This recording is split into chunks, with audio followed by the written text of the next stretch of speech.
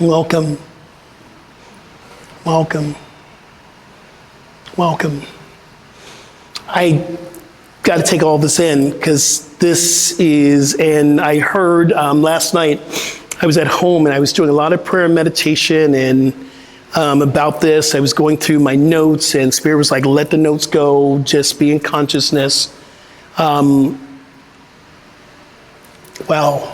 this is amazing. Thank you. Thank you again. And welcome. I heard, years ago, about 15 years ago, my teacher, Michael Beckwith, we started to say, not Happy New Year, but Happy New You. Because you are now a new you. You have a new opportunity to become who and what you're supposed to be. This is a big challenge for a lot of us because we're in a world that is built with competition. Get yours before you get mine. You have to have this. You have to be married here. You have to. And Spirit's saying you don't have to do anything, but you get to become everything. So today, this is a manifestation retreat of becoming. So you'll hear a lot of this coming from me today. What are you here to become? And in the place of becoming, we are here to share our gifts. This is why we're here.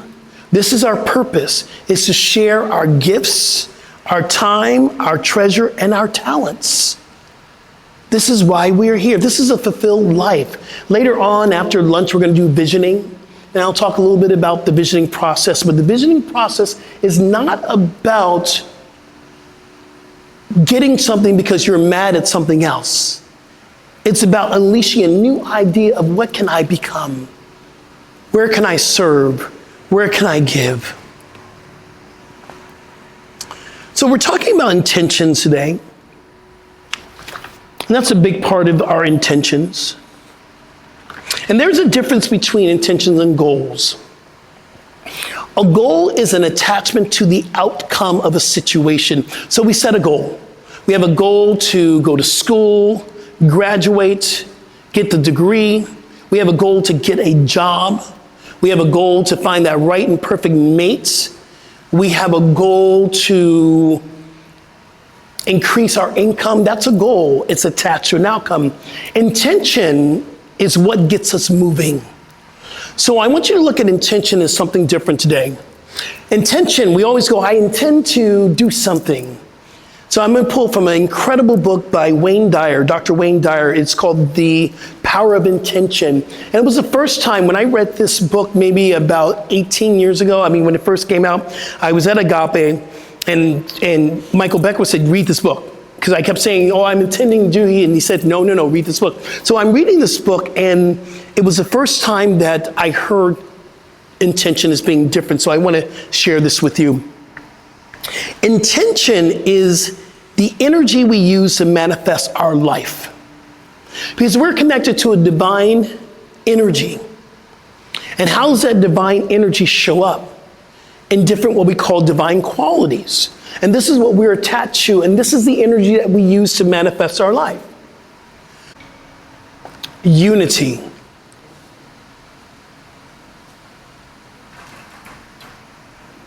This is a big one. I'm going to stop on this one. Divine power. So we mistake power as a force to control someone. Divine power is an invitation to love someone.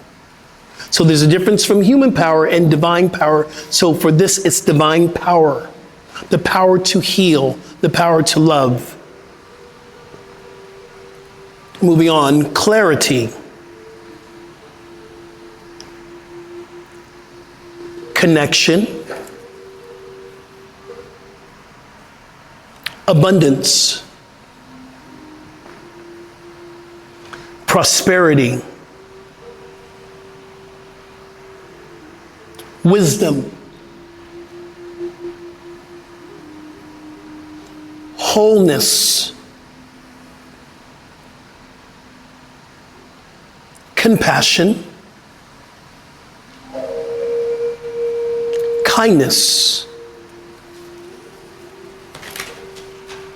Infinite possibilities. Eternity.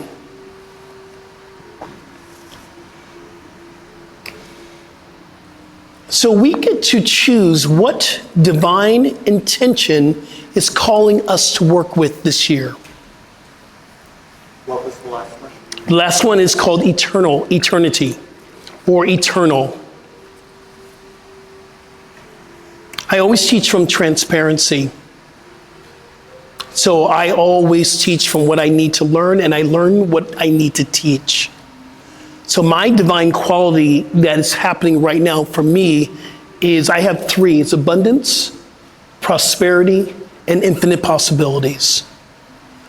I'm moving from that energy to create a life, manifesting a life. Michael Singer, another great book, write this down. It's called The Law of Manifestation. The Law of Manifestation. And he says, true manifestation is releasing what no longer serves us. And what is left? God, the divine. So these qualities, we release all the things like, I gotta have this job over here, or I gotta have this mate over here, or I gotta do this over here. We release all that stuff. What is left? God, Spirit. I invite you to choose one or two, maybe three, intentions you would like to work with today. The first thing that happens in the first step of manifestation is thought and word. Thought and word. We're in a movement or a philosophy called science of mind. But it doesn't end at the mind, it's the beginning. Our words are powerful. Our thought is powerful. There is this energy with all these divine qualities that come forth from a place called the law. And we activate the law to work on our behalf from our words and our thoughts. So first step, we must be very specific with what we want to manifest. What do we want to become? Our words and our thoughts have power. That's step one. Step two is to create a feeling tone to match what it is that we're manifesting. See, we have words all the time, but sometimes we need to put the energy and the power behind the words so that we can manifest it. I can go, oh, God is all that there is, or I can say, God is all that there is. See, the universe reacts to our words and our feelings. So step two is align your feeling with what it is that you are willing to manifest. We must shift our behaviors to match the feeling tone of what it is that we are manifesting. We must shift our behaviors. We must shift our attitudes. We must shift the way we live to match what it is that we're becoming and what we are manifesting. Shift your behaviors. And that's a really powerful thing. And I realized, I talked about this some of you were with me last year in the retreat. And I talked about, I normally do a sober January. And for me to really deepen my spiritual connection, I'm doing it again. Shifting the behaviors for what was last year and coming into something new. So I am tapping into cleansing. I'm shifting my behavior so I can be more clear of what I am to manifest and to become. I'm not telling you to stop drinking. That is not what I'm saying. Only you can tell yourself, and you can have a one-on-one with yourself of what it is that you want to shift and what needs to be shifted in your behavior to match your feeling and to match your thoughts. Number 4, you don't have to do it right now, but we must have some action plans. We must have some action movement stuff. So I want you to write down 2 things that you can get into action right now and you can shift right now. 2 things that you can get into action. See, We have an old saying in New Thoughts. This is our center here, Center for Spiritual Living. We are a New Thought community. We are a Science of Mind community. We have an old saying from old New Thought is, we treat and we move our feet. We treat, we move our feet, because we can sit on the couch and going, I want to lose 10 pounds. I want to lose 10 pounds. I want to lose 10 pounds. And that is a mantra. That is what we can sit there. But if you don't get up and start walking, you will never lose 10 pounds. You will never lose 10 pounds. We have to get into action.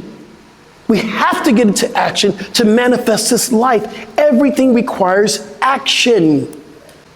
So if it's that new job, maybe your action is to get on LinkedIn. Where's my LinkedIn sister?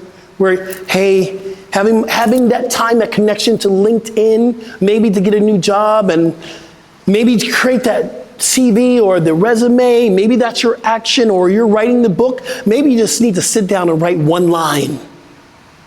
You have to get into action. The universe responds to action.